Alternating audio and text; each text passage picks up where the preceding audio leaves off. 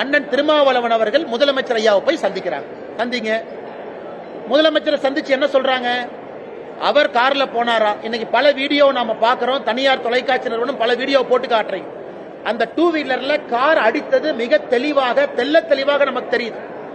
அந்த video capture ஆனது பாத்தீங்கன்னா மிக தெளிவா அந்த டூ வீலர்ல அடிக்கிறாங்க.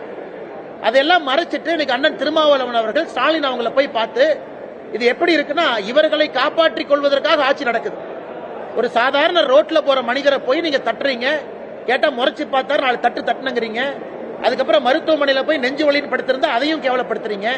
அதை கேள்வி கேட்டா என்னைய மிரட்டுறீங்க. அதை தாண்டி முதலமைச்சரை போய் பார்த்து கம்ப்ளைண்ட் கொடுப்பீங்க. அதுவும் திருமாவளவன் பத்திரிகையாளர் சந்திப்பில் என் பேரை இழுத்து நான் தான் இதற்கு பின்னாடி இருந்தங்கிறார்.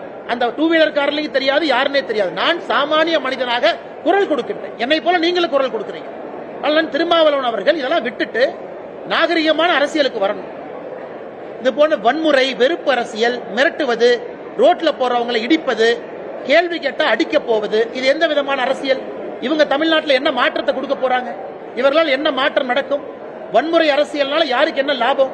அதனால அதற்கெல்லாம் நாங்கள் பயப்பட போவது கிடையாது. உங்களுக்கு தெரியும், அண்ணாமலை பொறுத்த வரைக்கும் ஒரு அடி அடிச்சா 2 அடி கொடுக்குறாங்க. மொத்தம் மாதிரி வாங்கிட்டு போற அல்ல இல்ல. அதனால அதற்கும் தயார் தான். நீங்க வரனா வாங்க. அதனால இந்த உருட்டல் மிரட்டல் என்கிட்ட வச்சுக்காதீங்க. இதையெல்லாம் பார்த்து காவல்துறை அதிகாரியாக இருந்து அரசியலுக்கு வந்திருக்கேன். பல ரவுடிகளை டீல் பண்ணிருக்கேன். இந்த வேலையில என்கிட்ட வச்சு கூடாது. அதே நேரத்தில் முதலமைச்சர் நான் சொல்றது, நீங்க உள்ள புந்து ஏன் எஃப்ஐஆர் போடல? இந்த மாநிலத்தினுடைய முதலமைச்சர் நீங்க ஏன் அரெஸ்ட் பண்ணல? மிக தெளிவாக ரோட்ல வன்முறை நடந்திருக்கு. உங்களுடைய கூட்டணி கட்சியை சார்ந்தவங்க எம்பி கார்ல இருக்காரு, அவர் இறங்குறாரு, சுத்தி அத்தனை பேர் இருக்காங்க. அப்ப முதலமைச்சர் அவர்கள் சாமானிய மனிதனுக்கு ஒரு பாதுகாப்பு கொடுக்க முடியலனா, காவல்துறையினுடைய அமைச்சராக இருக்கக்கூடிய மு.க. ஸ்டாலின் அவர்கள் அந்த பதவியில் உட்காரணுமா? ஒரு சாமானிய மனிதனுடைய பாதுகாப்பை உறுதி செய்ய முடியவில்லை என்றால் முதலமைச்சர் என்கின்ற நாட்கள் எதுக்கு வேணும்? அப்ப சாமானிய மனிதனுடைய பாதுகாப்பு முக்கியம் இல்ல, கூட்டணி கட்சி அண்ணா திருமாவளவன் தான் முக்கியம் என்று முதலமைச்சர் அவரும் முடிவெடுத்துட்டார்.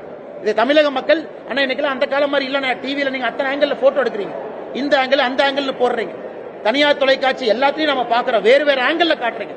சாமானிய மனிதனுக்கு தெரிந்துவிடும் யார் ஏமாத்துறாங்க, யாரு பொய் சொல்றாங்க. அதனால் முதலமைச்சர் இதில் தலையிட்டு நடவடிக்கை எடுத்து காவல்துறையினுடைய மானத்தையும் அரசனுடைய மானத்தையும் காப்பாற்றணும்.